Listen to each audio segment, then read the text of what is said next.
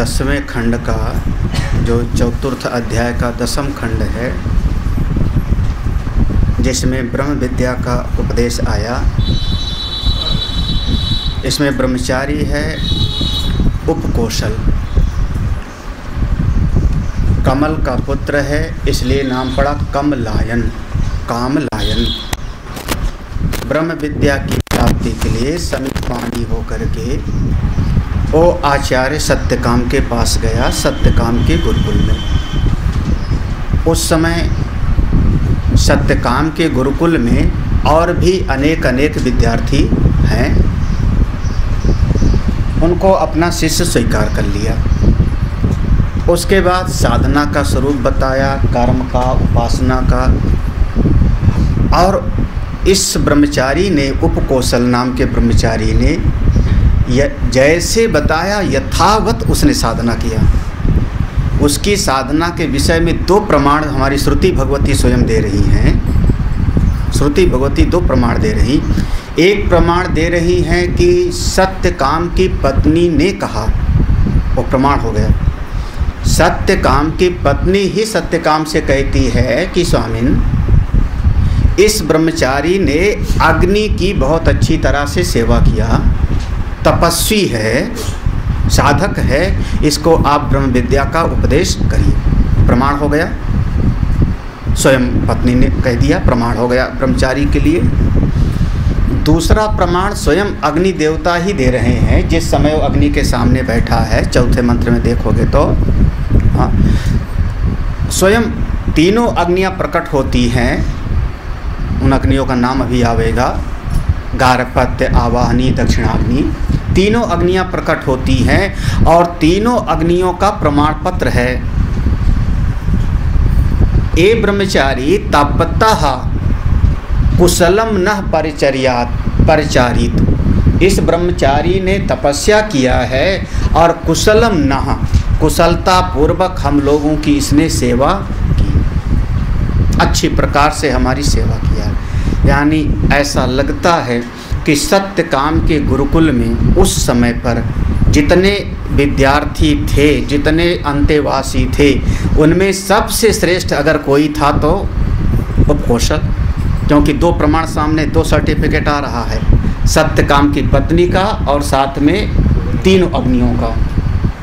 उसके बावजूद आचार्य ने उसकी तरफ ध्यान नहीं दिया। ये भी वर्णन आया ना, आचार्य ने उस विद्यार्थी की तरफ, उपकोशल की तरफ ध्यान नहीं दिया। इनके कहने के उपरांत भी, पत्नी ने कहा उसके बाद भी, बिना उपनिषद का ज्ञान दिए और आचार्य प्रवास पर चले गए, कोई ध्यान नहीं दिया। ये हमारे एक सुपर मनोविज्ञान है आचार्य और शिष्य के बीच का, बहुत ही सुपर मनोविज्ञान है अंतर जगत का, जिससे हमारा बहुत ज़्यादा प्रेम होगा, जिसको बहुत आगे हम बढ़ाना चाहेंगे, उसी की उपेक्षा करते। बड़ा विचित्र है। साधक क्या होता है, जो बच्चा है वो क्या चाहता है कि नहीं सारा प्रेम हमको मिले, और जो बड़े हैं जिससे ज़्यादा अपनापन होगा उसकी उपेक्षा। क्या जीवन का, कभी आप लोगों के जीवन में हुआ हो, देखो आपका बच्चा है 5 साल का, हाँ बढ़िया, कोई बात नहीं, माँ बेटे का प्रेम है। एक मेहमान आ जावे, अतिथि आ गया, मेरी बहन आ गई, बहन के साथ भी 4 साल का बच्चा आ गया। उस समय, उस काल में, उस काल की मनोवृत्ति को देखना, जैसे वो बहन का बच्चा आया मेरे घर पे, अब घर से बिस्किट लेकर के उस बहन के बच्चे को, उसको गले से लगाया, कैसा है तू, कौन सी क्लास में पढ़ता है, और उससे इतना प्यार करेंगे कि अपना वाला बच्चा पास बैठ के बुनबुनाएगा। संभवतः होता हो गृहस्थ में, हाँ, और अभी अभी का आया बच्चा, उसको इतना प्यार, हाँ, जबकि अपना वाला बच्चा अपना है, उसके प्रति ज़्यादा उसकी ध्यान है। माँ का ध्यान अपने बच्चे के प्रति है, लेकिन वो तत्काल जो अभी आया है उसके प्रति उनका प्रदर्शन का भाव ज़्यादा है। बिल्कुल वही स्थिति यहाँ पर हो रही है, जैसे उस परिवार में, ऐसे गुरुकुल में आचार्य और शिष्य के बीच में होता है। और जो इस उपेक्षा को झेल लेवे, उसी का इतिहास बनता है। अब यहाँ पर जो उपनिषद में वर्णन आया कि सत्यकाम के गुरुकुल में बहुत सारे विद्यार्थी थे जिनका समावर्तन संस्कार कर दिया। समावर्तन माने ब्रह्म विद्या का उपदेश करके कर दिया। किसी का नाम पता है आपको? जब हमें को नहीं पता, उपनिषद ने नहीं बताया तो कैसे? जो बच्चे जिन्हों का समावर्तन संस्कार हो गया उनका इतिहास नहीं हुआ, वो गायब हो गए, नेपथ्य में चले गए, वो गायब। लेकिन जिसको आचार्य ने उपेक्षा किया, थोड़ा ज़्यादा तपाया, ज़्यादा उसको परीक्षा की घड़ी से गुजारा, उसका श्रुति भगवती स्वयं उसका इतिहास सुनाती हैं। उपकौशलो हनाम कामलायनहा, उपकौशल नाम का एक बच्चा, कमल का पुत्र कामलायन। ये आचार्य लोग थोड़ा, स्वामी बिरजानंद गोकुल में जो रहा करते थे, वृंदावन के गोकुल में रहते थे, सूरदास थे महाराज। इतना गुस्सा वाले थे वो कि एक बार स्वामी दयानंद को पानी लाने में देरी हो गई। घड़े से पानी लाया करते थे नहाने के लिए, और 5-6 घड़े से नहाते थे सर्दी में भी। हाँ, स्वामी बिरजानंद घड़े से पानी लाने में देरी हो गई तो उठा के संसा मारा उनको, और संसा मारा तो उनका निशान जिंदगी भर बना रहा, उनको जिंदगी भर बना रहा स्वामी दयानंद सरस्वती। हाँ, स्वामी बिरजानंद के कितने शिष्य हुए? बहुत सारे, लेकिन दयानंद का इतिहास हो गया, उनका इतिहास हो गया। उन्हीं से ज़्यादा प्रेम था और उन्हीं को मारते भी थे। हाँ, अब वो बातों का नहीं, बातों की चोट तो होती है, डंडा उठा के पीटा करते थे, उनका इतिहास हो गया। हाँ, तब कहते हैं, आप लोग एक दोहा सुना होगा, गुरु कुम्हार है, हाँ, शिष्य घड़ा है, वो अंदर से हाथ देता है और ऊपर से चोट करता है। चोट ना करे तो बढ़ेगा नहीं, हाथ ना देवे तो टूट जावेगा। बड़ी विचित्र स्थिति होती है इन आचार्यों की, बड़ी मुसीबत है। अब यहाँ पर सत्यकाम की मना स्थिति, इस प्रसंग में आचार्य और शिष्य की मनोवृत्ति को आप थोड़ा सा रीड करो। मैं कह रहा हूँ ये सुपर मनोविज्ञान का विश्लेषण है यहाँ पर। हाँ, क्योंकि दोनों घटनाएं हो रही हैं। और आचार्य ने उपेक्षा किया।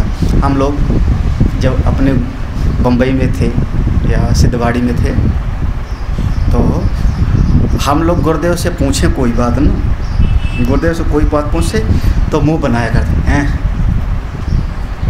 You must go to your acharya, अपने आचार्य के पास जाओ, यहाँ क्यों, बस ऐंठ के बोलते थे। और जैसे भगत लोग आ जाएं, केरला के, तमिलनाडु के, महाराष्ट्र के, गुजराती लोग 4 लोग आ जाएं, हो how are you, come on come on, तो हम लोगों के दिल में हो गई है देखो।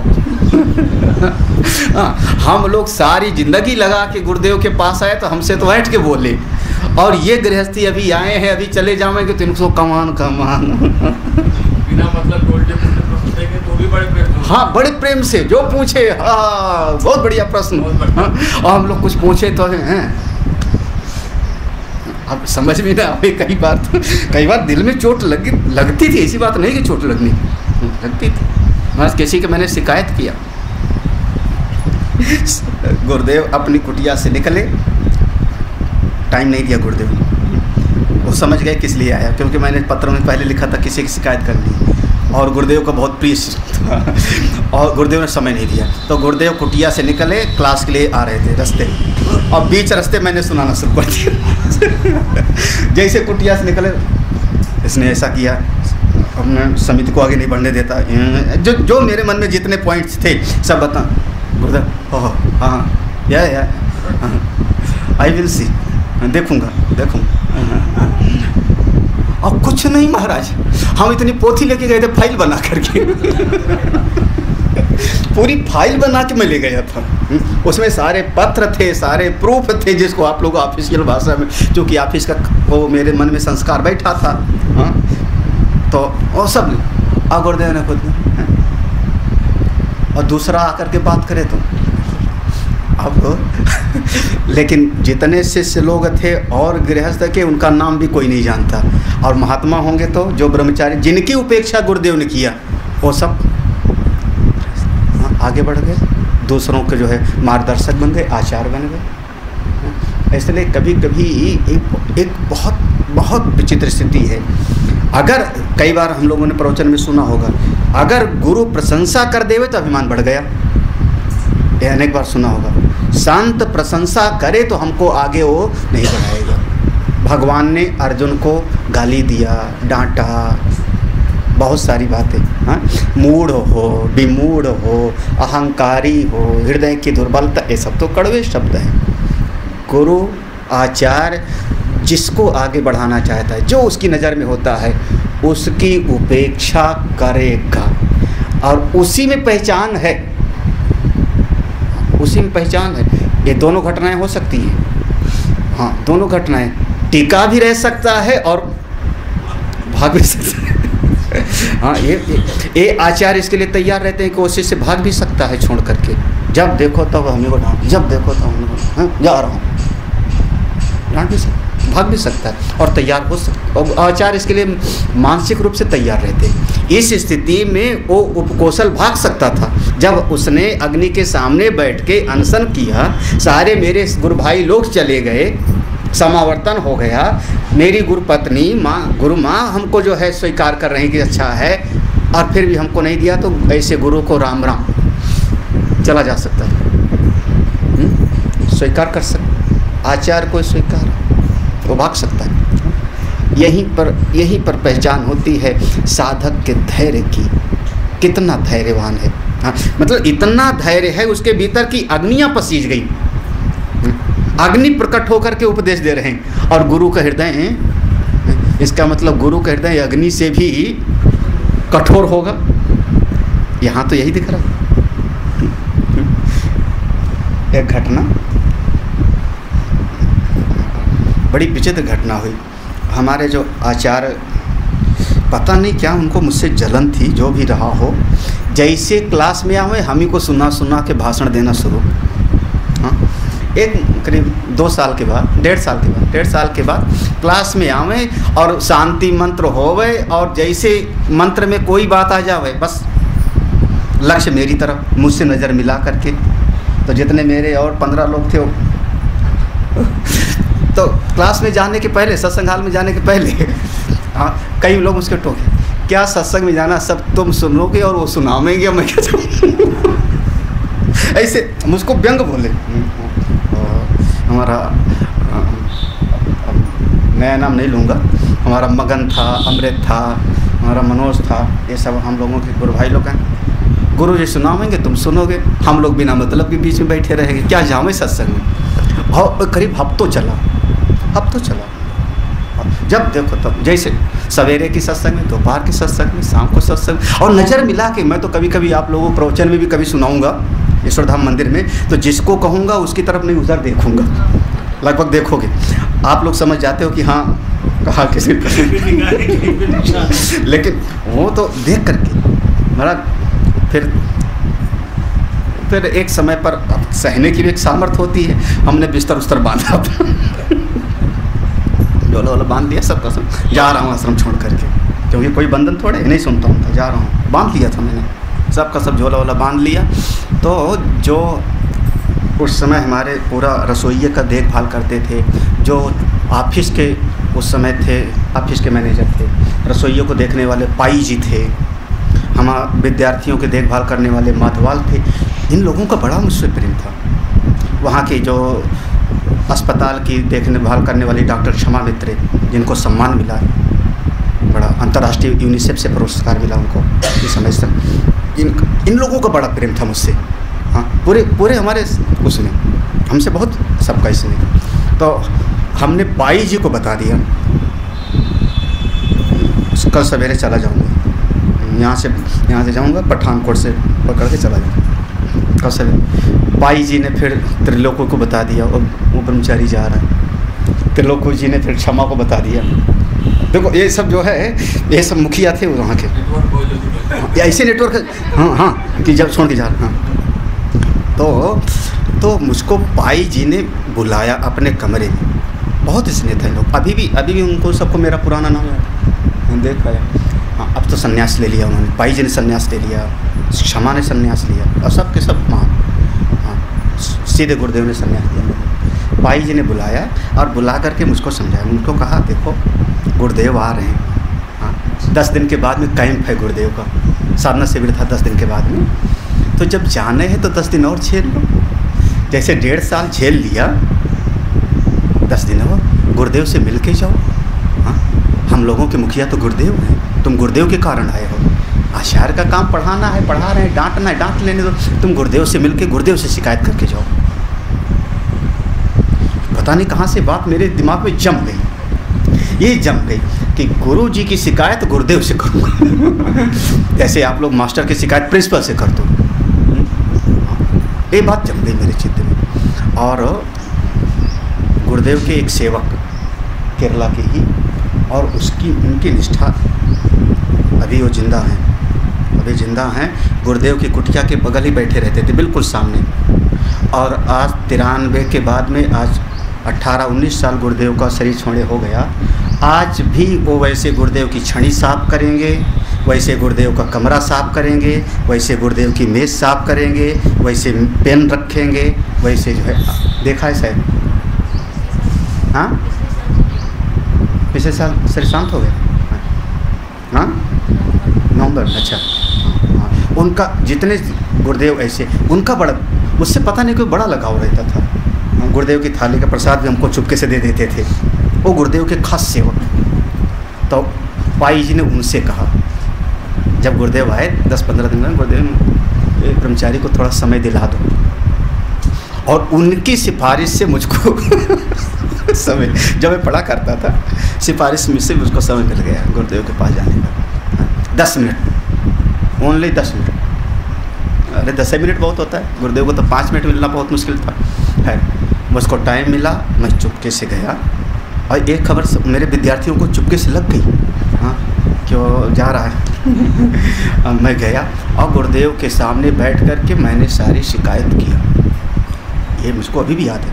हाँ, गुरुजी, हम ब्रह्म विद्या पढ़ने आए हैं, उपनिषद पढ़ने आए हैं कि डांट खाने और दिन भर गाली सुनने आए हैं।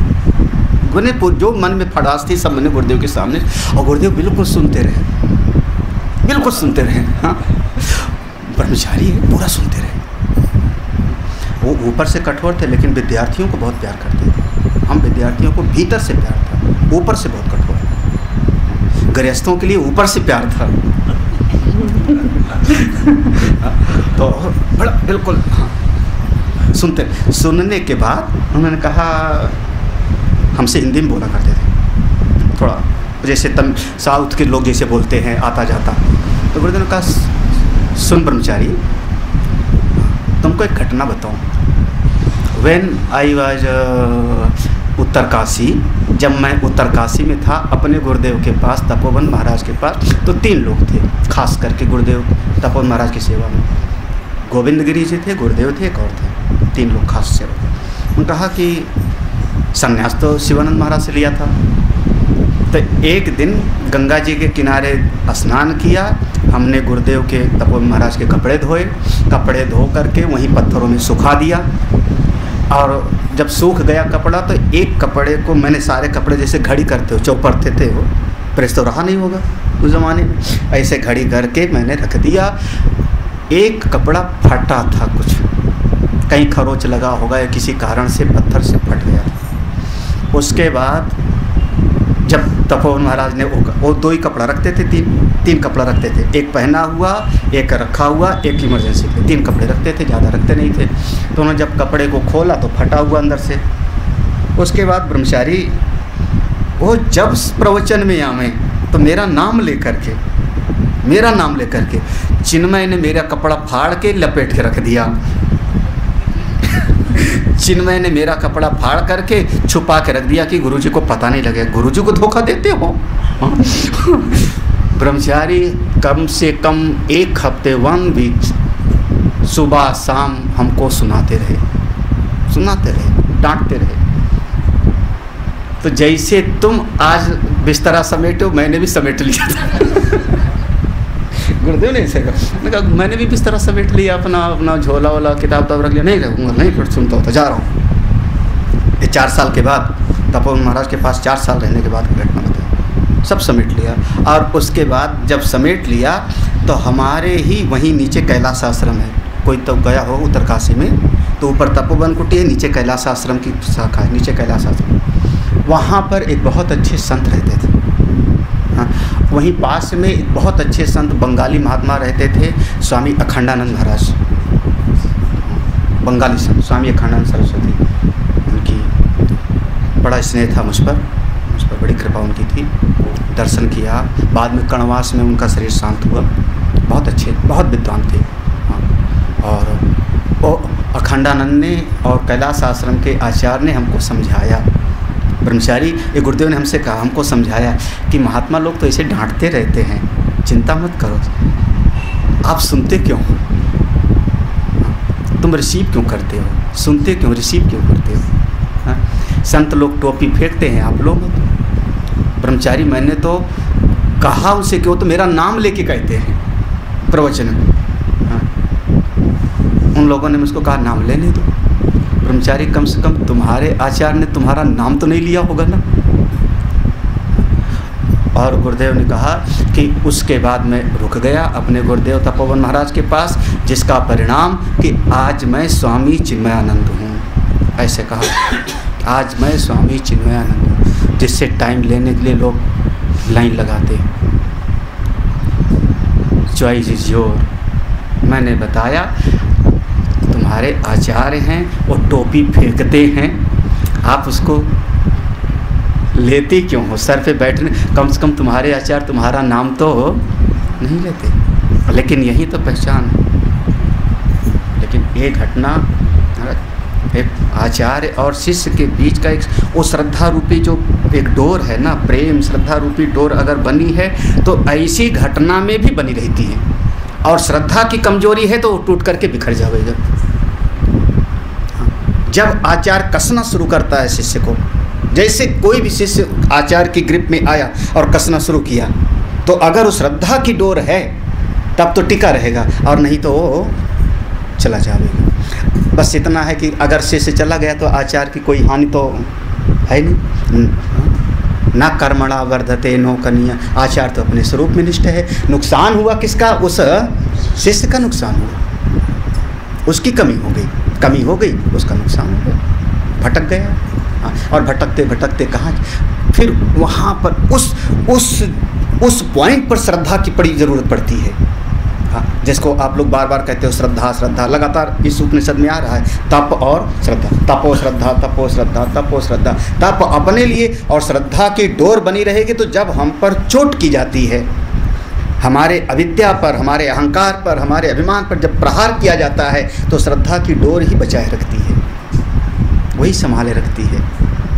मैं लगातार आप इस प्रसंग में पढ़ना, उपकौशल नाम का जो विद्यार्थी है, कैसी उसकी मना स्थिति होगी कि इतने प्रमाण पत्र मिलने के बाद भी आचार्य का हृदय अभी भी उसको तपाने में लगा हुआ, चले गए छोड़ करके।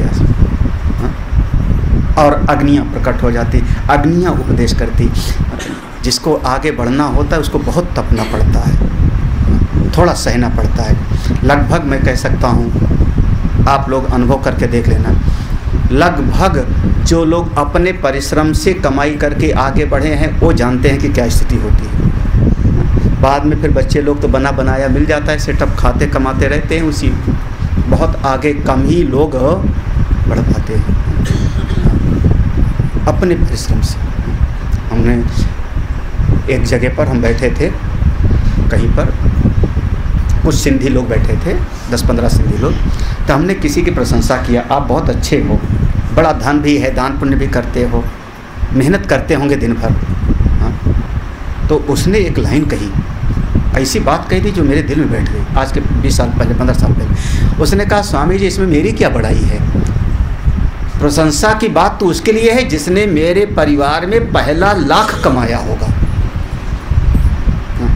जिसने पहला लाख कमाया होगा उसकी बात है।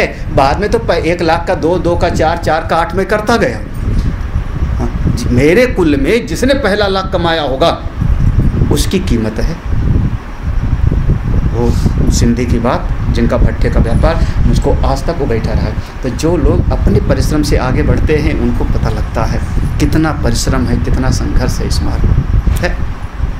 तो कभी भी कष्ट से घबराना नहीं है। अध्यात्म के मार्ग में बहुत कष्ट है। आप लोग थोड़े से में ही डामाडोल हो जाते हो। लगभग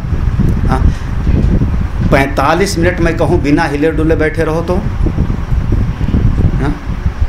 उस 45 मिनट में ही सारा राम कहानी हो जाती है। और मेरे ख्याल में पूरी साधना शिविर में सबसे कठिन वाला टाइम सब लोग सबसे कठिन वाला टाइम कौन? वही ध्यान वाला। हाँ, उसी समय खांसी आवेगी।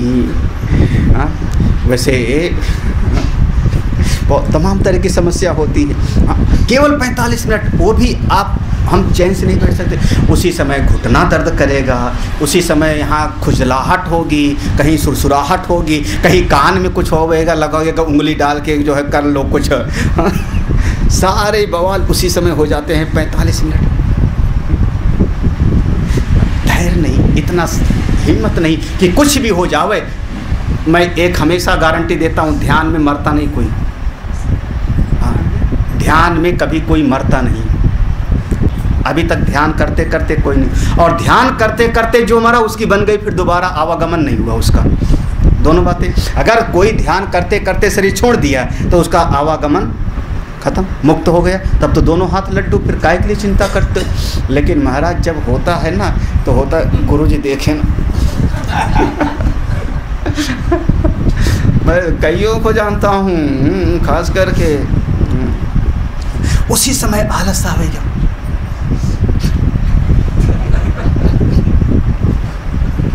कहाँ जाना? अब सोलो न जितना सोना हो। अभी सत्संग में सोलो जिसको नींद आती हो। 4 लोग ऐसे हैं जो मेरी नज़र में हैं। 4 लोग ऐसे हैं जिनको ध्यान के समय बाकायदा लय अवस्था आती है। बर बस ब्रह्म सुखई मन त्यागा, उस समय बिल्कुल 4 लोग हैं मेरी नज़र में खास करके।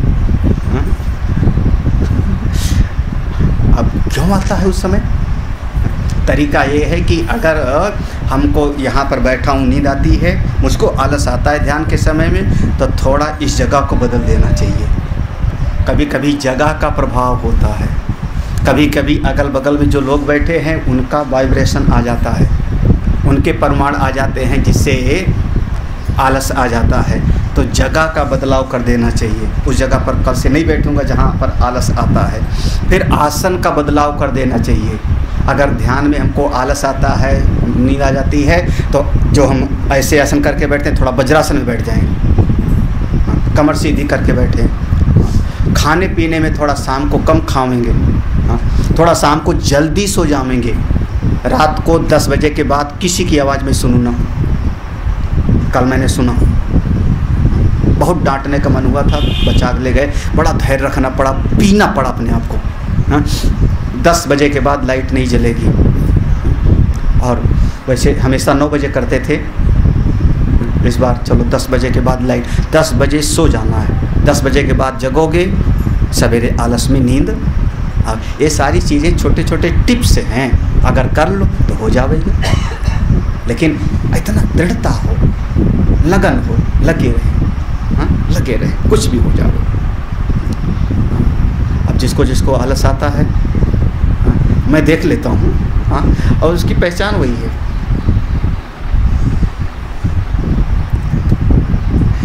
क्या बात है भाई, असली ध्यान का समय तो वही है, साधना का समय तो वही है। उस समय आप देखो अपने चित्त के भीतर कहाँ जा रहे हो। अच्छा, इस प्रकार से उपकौशल नाम का विद्यार्थी आचार्य हैं सत्यकाम, और दोनों के बीच में ये संबंध है और चल रहा है। स्थिति यहाँ तक आई कि अग्नियाँ प्रकट हो जाती हैं, और अग्नियों ने उपदेश दिया। तीनों अग्नि मिलकर उपदेश देती, हे उपकौशल सुनो, प्राण ही ब्रह्म है, प्राण ही ब्रह्म है। पहला शब्द कह दिया, प्राणो ब्रह्मा, कम ब्रह्मा, खम ब्रह्म। बस इतना हो गया ब्रह्म विद्या का उपदेश। विद्यार्थी ने कहा प्राण ब्रह्म है, ये तो मैं समझ गया, प्राण ब्रह्म है इतना मैंने समझा, कम ब्रह्म है और खम ब्रह्म है इसको मैंने नहीं जाना। प्राण ब्रह्म है कैसे? भाष्य में देखना, चौथे मंत्र के बाद में भाष्य बाद है। यस्मिन् सति जीवनम यद अपगमे च न भवति इति तस्मिन् वायु विशेषे लोके रूढ़तो युक्तम ब्रह्मत्वं च तस्य। यस्मिन् सति, जिसके होने पर, जीवनम, जिसके होने पर जीवन होवे, यद अपगमे च न भवति, अपगमे माने चले जाने पर, जिसके चले जाने पर जीवन ना होवे, तस्मिन् वायु विशेष, उस वायु विशेष का नाम जिसको जगत में लोक में रूढ़ है, एक ऑक्सीजन, एक वायु ऐसी जिसके होने पर मैं जिंदा हूँ और जिसके चले जाने पर जीव मर, उसको दुनिया में एक नाम दे दिया गया है प्राण। लोके रूढ़ा, लोक में, जगत में उसको प्राण के नाम से एक संज्ञा दे दिया। उसका कोई नाम नहीं है, उसका कोई नाम नहीं है, लेकिन लोक में, समाज में बात करने के लिए उसको नाम दे दिया कि किसी के होने पर जीवन है और वो चला गया तो जीवन चला गया, उसी का नाम प्राण। अब उसके होने पर जीवन है तो वो अधिष्ठान हो गया, उसके होने पर जीवन है, उसके ना होने पर जीवन नहीं है तो वो ब्रह्म है। ये बात तो समझ में आ गई। कैसे? जैसे मिट्टी के होने पर घट है और मिट्टी ना रहे तो घट नहीं, स्वर्ण के होने पर आभूषण है और स्वर्ण ना रहे तो आभूषण नहीं है। तो आप ये कहो कि हाँ प्राण ब्रह्म है, तो इस बात को तो मैं समझ गया, इस बात को समझ गया। लेकिन तेन प्रसिद्ध पदार्थकत्व बीजानामि अहम यत् प्राणो ब्रह्म, ये तो तम चा तो खम चा न बीजानामि, काम ब्रह्म, काम ब्रह्म है, खम ब्रह्म है, नहीं समझ में आया हमको। तो आगे भाष्यकार स्वयं प्रसंग उठाते हैं, लेकिन ये तो सब दुनिया के लोग जानते हैं, कम का अर्थ क्या, खम का अर्थ क्या। ये 12 साल जो ब्रह्मचारी रहा है गुरु जी के पास में, 12 वर्षाणी, 12 वर्ष तक निवास किया है, उसको इतना पता नहीं कि कम क्या और खम क्या, जबकि ये लोक में सब जानते हैं। ननु काम खम शब्दयो अपि सुख आकाश विषयत्वेन, कम का अर्थ है सुख, खम का अर्थ है आकाश। ये हमारा एक शब्द, हाँ, ये बीज मंत्र है। कम, खम, यम, रम, लम, सुख चाहिए तो सुख का बीज मंत्र है कम। गंगा जी किनारे बैठ के कम कम कम कम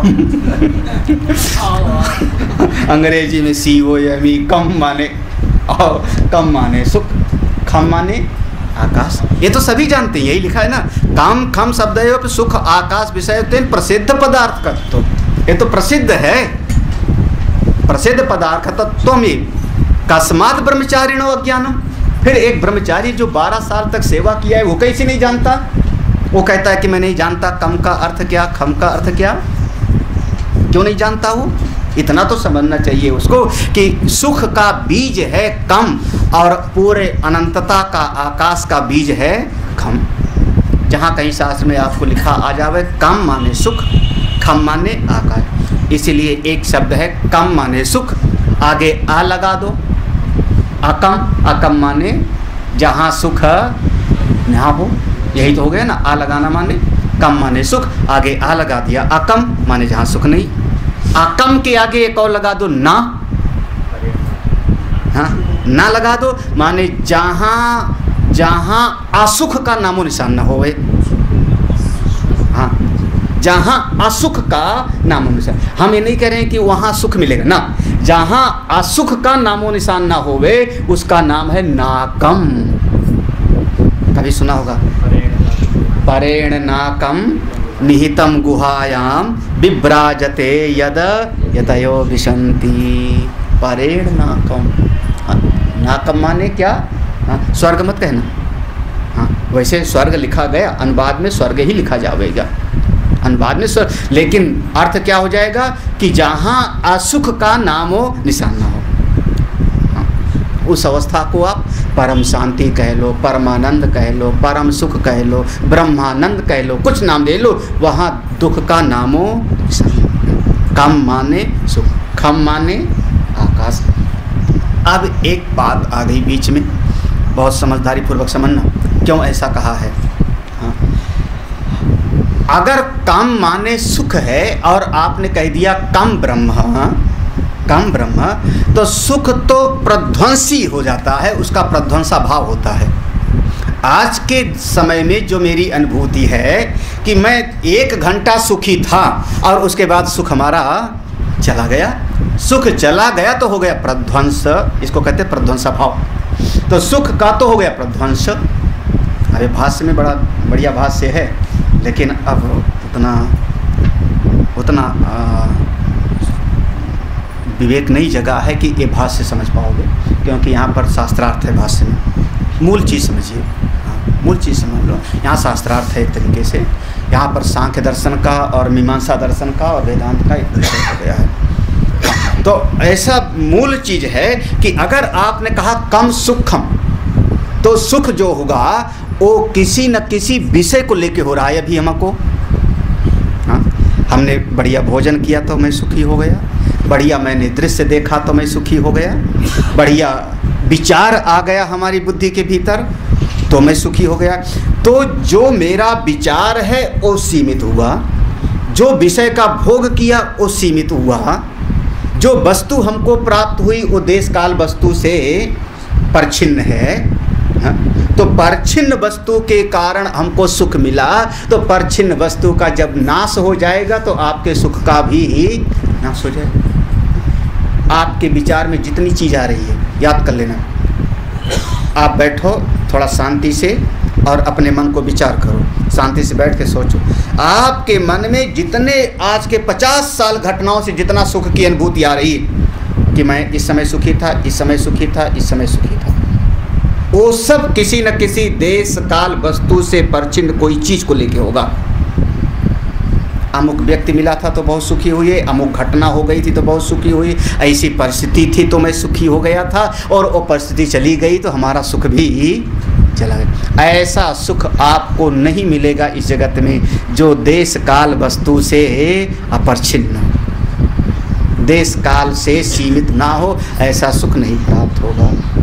हाँ, तो ब्रह्म को जब हमने कहा वो सुख स्वरूप है तब लक्षण दे दिया कैसा, तो एक ऐसा सुख है जिसका देश काल की कोई सीमा नहीं है, अनंत है, जिसको मैं सीमित ना कर पाऊँ। तो खम सुखम, खम ब्रह्म, खम माने आकाश। आकाश कैसा है, बोले जिसकी कोई सीमा नहीं। तो अनंत, पहले कहा था ना अनंतवान आकाश, अब दोनों को जोड़ दिया, दोनों को, इसलिए आगे है पढ़ना यदेव कम, मंत्र में है यद यद यदेव यद वाव, यद वाव कम तदेव खम, यदेव खम तदेव कम इति।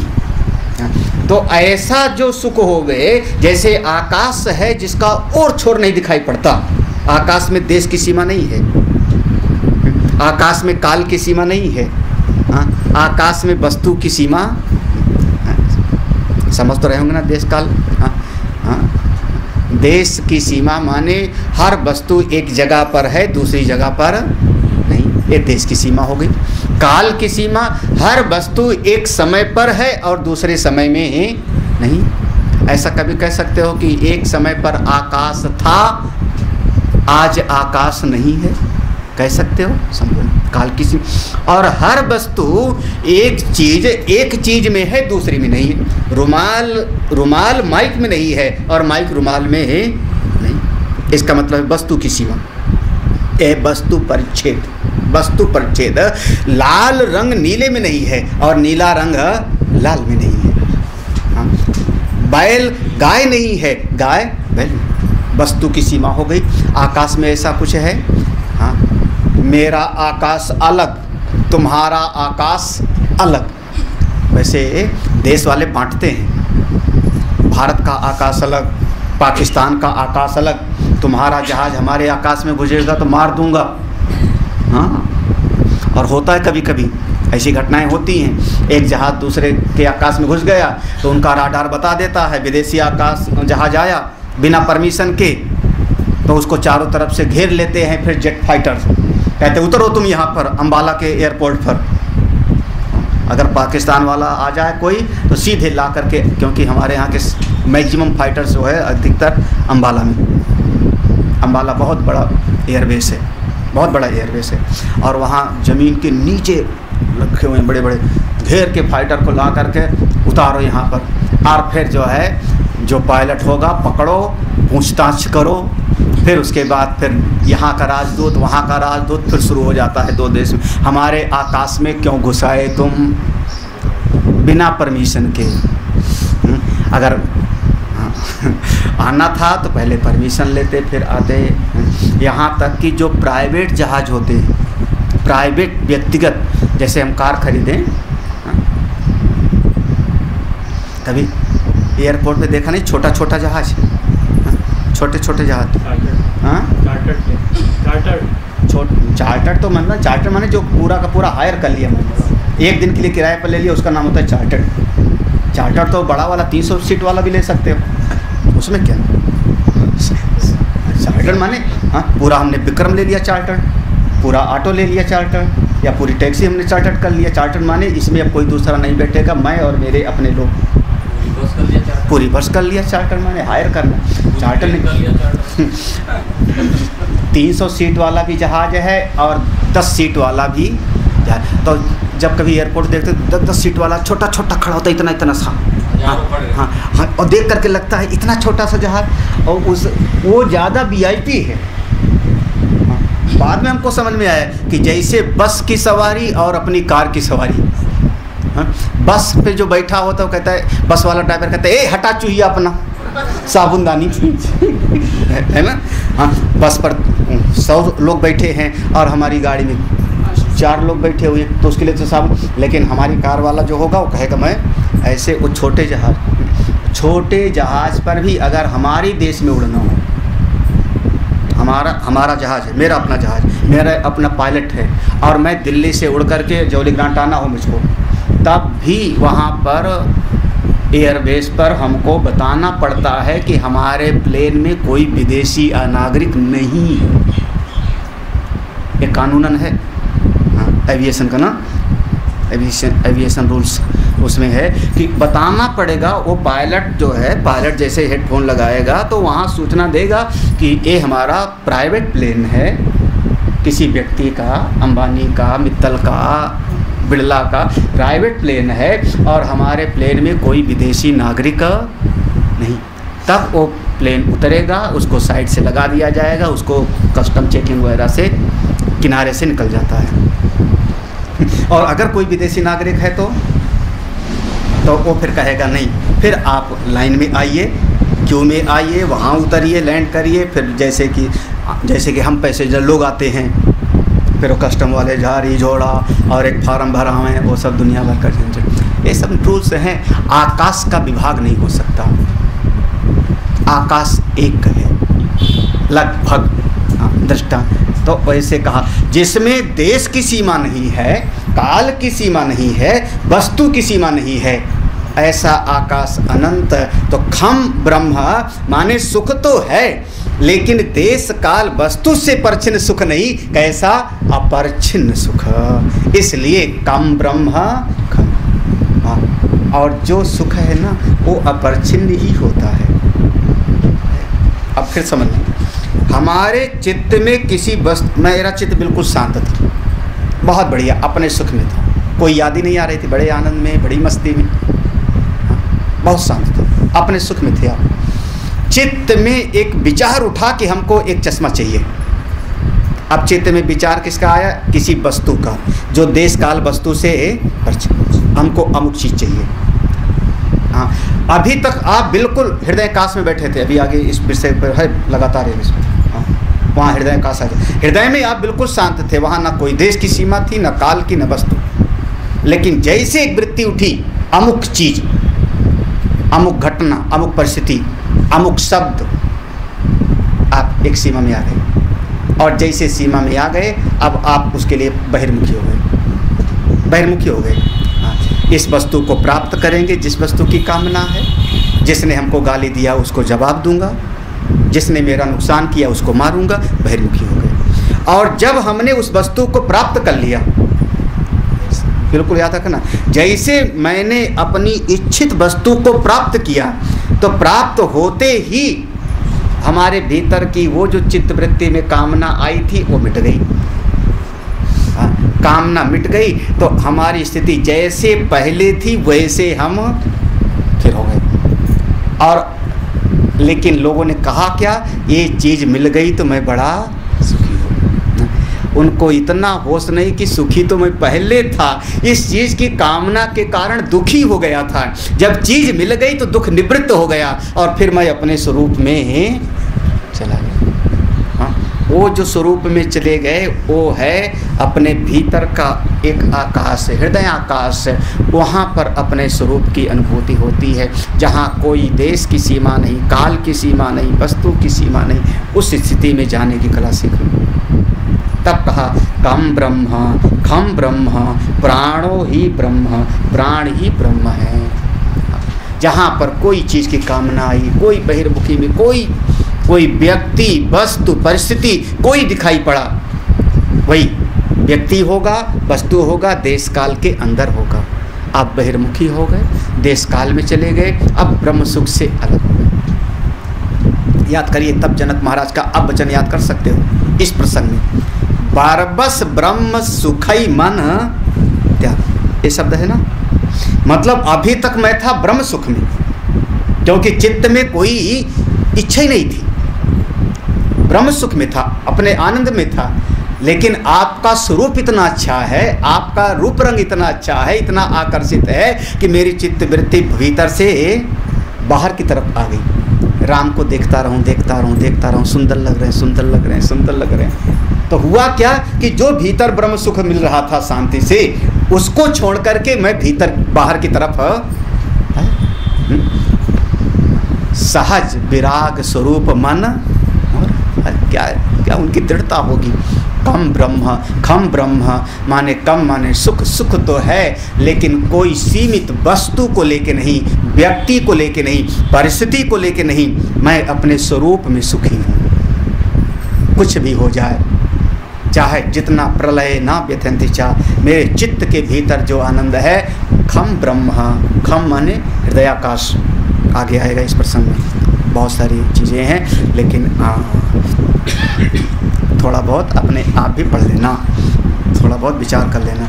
भाष्य में कई जगह पर बहुत सारी चीज़ें हैं। काम विषय इंद्रिय संयोगाजात सुखान निवर्तितम स्यात्, विषय इंद्रिय संयोगात, जिनके पास है देख लेना, पढ़ लेना। ये सब विषय इंद्रिय के संयोग का जो सुख है, जब वो मिट गया तो वो कम सुख है, विशेषण विशेष के भाव के अनुसार ऐसा बताया।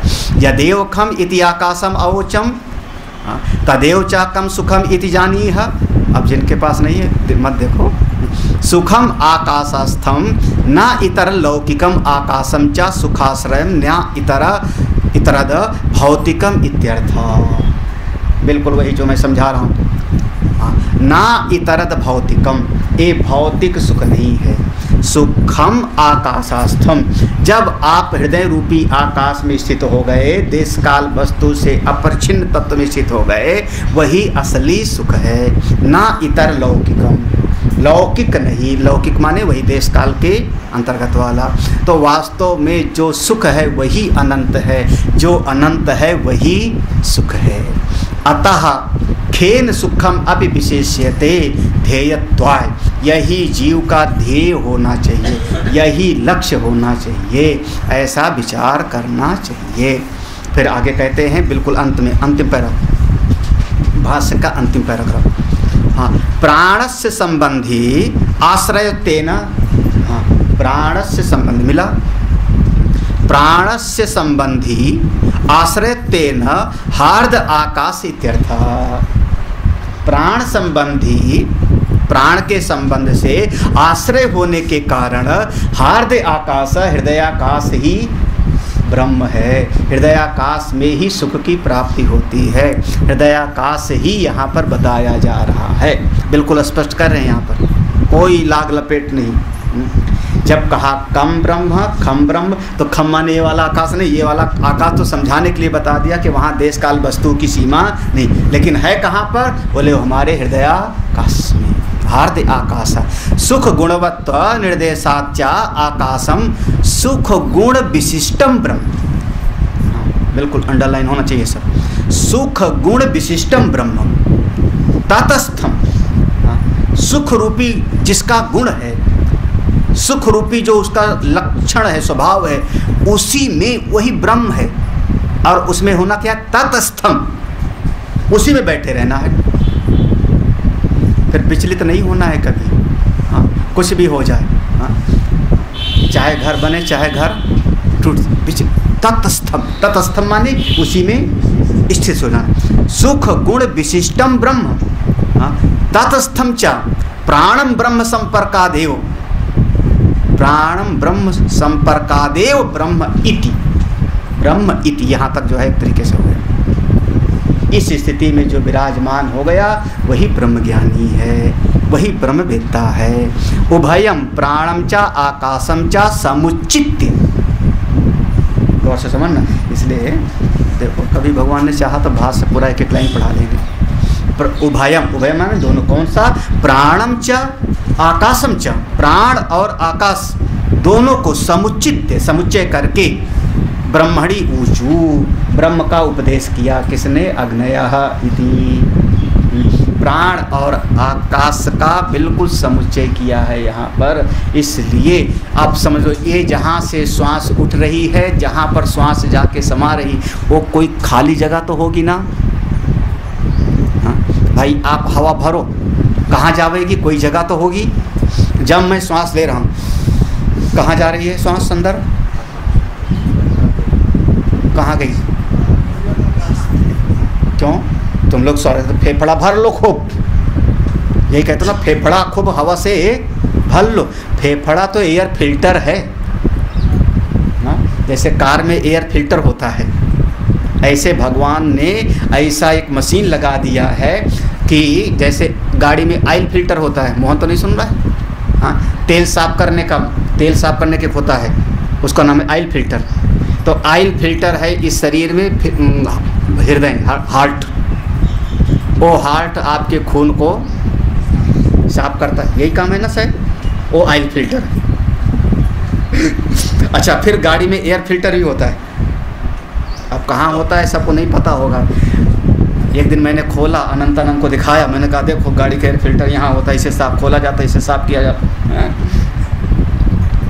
खोल के दिखाया, उसमें हवा जाती है। अगर उसके इंजन में हवा नहीं जाएगा तो चलेगा कैसे? और हवा जावे बाहर तो धूल धक्कड़ है, तो उसको साफ करने के लिए एक चीज़ होता है एयर फिल्टर। तो ये जो भगवान ने जो रखा है चारों तरफ हड्डियाँ, फेफड़ा, इसका काम है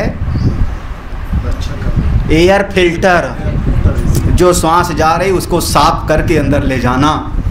हाँ, क्या भगवान ने बढ़िया, इसी को देख करके इंजन बनाया गया होगा, और क्या। सीधे श्वास चली जाए तो महाराज है ना। तो एक कहाँ जाती है श्वास? भीतर। फिर श्वास बाहर आती है तो कहाँ से आती है? हाँ, कहाँ से आती? हाँ,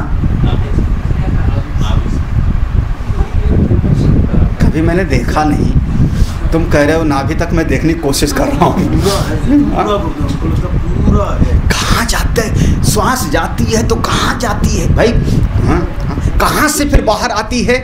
जहाँ से आती है, उभयम प्राणम चा आकाशम चा, जहाँ से उठती है बाहर आती है और जहाँ जाके समा जाती है, उसका नाम है हृदयाकाश। वो है आपका हृदयाकाश। प्राणम चा काशम चा उभयम समुचित, दोनों का समुच्चय करके, और जब आप वहाँ जाके बैठ जाते हो, वहीं पर आप कम सुखम कम ब्रह्म, वहीं पर आप सुखी हो गए, वहीं आप अपने आनंद में आ गए, अपनी महिमा में विराजमान हो। हाँ, जहाँ भी है, जहाँ भी है, मैं क्यों बताऊँ जगह का नाम? कण कण भी तो जगह नाम ले रहे हो ना। कण कण जगह है कि नहीं? कण कण भी सीमित हो गए, तो दो कण के बीच में, जब आपने कहा कण कण में वो है, तो दो कण के बीच में फिर कहाँ पर? जहाँ पर है सोई जगह, वही कम ब्रह्म, खम ब्रह्म, प्राणम ब्रह्म, तीनों शब्द कहा है ना। हाँ, समझना, प्राणम ब्रह्म माने हृदयाकाश में, वहाँ पहुँच गए। काम ब्रह्म माने जहाँ पर सुख ही सुख है। खम ब्रह्म माने जहाँ पर किसी प्रकार की कोई सीमा, देश काल, वस्तु, परिस्थिति, व्यक्ति की, ऐसा अपना आत्मा का सुख है, वो ब्रह्म है। वहाँ पहुँचने की कोशिश करो ध्यान से। खम बताना था तो कम क्यों बताया? खम बताना था, हृदयाकाश बताना था तो कम को क्यों बताया? खम बता के उसको। खम माने आकाश, कम माने सुख। वहाँ अगर कम ना बताते तो न्याय दर्शन के जैसे आत्मा जड़ हो जाता। आत्मा न्याय दर्शन में, न्याय वैशेषिक दर्शन में आत्मा को एक द्रव्य माना। आत्मा एक द्रव्य है। 9 चीज़ें द्रव्य हैं जो जानना चाहिए, जिसमें से एक आत्मा भी द्रव्य है। तो आत्मा अचेतन है। हाँ, तो भक्ति के आचार्यों ने गौतम ऋषि पर व्यंग किया। 12 श्रृंगालत्वम व्यंग किया। क्या व्यंग किया? कि वृंदावन में सियार बन के जन्म लेना अच्छा है। 12 श्रृंगालत्वम, वृंदावन में सियार बन करके रहना अच्छा है। कम से कम वहाँ भगवान के दर्शन का तो सुख मिलेगा। लेकिन गौतम ऋषि न्याय दर्शन वाला जो आत्मा का ज्ञान है वो हमको नहीं चाहिए, क्योंकि वहाँ तो अचेतन में आप चले गए। अगर केवल कम कहते तो आप तो द्रव्य में हो जाते, केवल अस्थि भाव में हो जाते, फिर सुख स्वरूप कैसे होता? चेतन के लिए सुख बता दिया। चेतन के लिए सुख नहीं, चेतन सुख के लिए कम बताया। चेतन क्यों कह रहा है? कम सुखम खम आकाशम। हाँ, वो अचेतन नहीं है। हाँ, नहीं तो आकाश तो अचेतन है, आकाश जड़ है। वही यहाँ पर प्रश्न यही उठाया कि सुख तो परछिन्न है। हाँ, और उसके साथ खम लगा दिया। इतनी देर से मैंने सुनाया क्या? आप लोग बताना इनको, आप लोग समझाना। इन्हीं से सुन लो, वही वो सब समझ गए तुम। उपरिषदम भो ब्रूही। इतनी देर से क्या सुनाया? अगर केवल कम सुख कहें तो देश काल वस्तु से सीमित प्रध्वंस वाला होगा। केवल खम सुखम कहें, केवल खम ब्रह्म कहें तो अचेतन हो जाएगा, क्योंकि आकाश अचेतन है। इसलिए कम ब्रह्म खम ब्रह्म। अभी नहीं स्पष्ट हुआ और सरल भाषा में समझो। इतने में नहीं समझ में आया, इसी बात को अब हम आपको लक्षण के माध्यम से, उसके पाद की कल्पना के माध्यम से आपको समझाने की कोशिश हम करते हैं। हम 3 हैं, पहले ये समझा लेवे गार्हपत्य अग्नि, फिर मैं समझाऊंगा दक्षिणाग्नि अग्नि, फिर ये समझावेगा आवाहनी अग्नि। पहले अब नहीं समझ में आया उपकौशल तो इसको कोई बात नहीं, हम तीनों का जो सम्मिलित अनुभव था बता दिया। लगता है उपकौशल को भी नहीं समझ में आया होगा। तो तीनों अग्नियों ने कहा अब हम एक एक अलग अलग करके समझाना मुझको यही है, पहुंचाना यही है। प्राणम ब्रह्म कम ब्रह्म खम ब्रह्म, वहीं पहुंचाना है। प्राणम ब्रह्म हृदयाकाश, जहाँ से प्राण उदित हो रहा है, जहाँ जाके वो है हृदयाकाश। प्राणम ब्रह्म, कम ब्रह्म माने सुख स्वरूप है, सुख स्वरूप है। खम ब्रह्म माने सीमित नहीं है, नष्ट होने वाला नहीं है, प्रध्वंस, वहीं पहुंचना है। अब उसका इस तरीके से नहीं तो दूसरे तरीके से समझो, कल देखते हैं।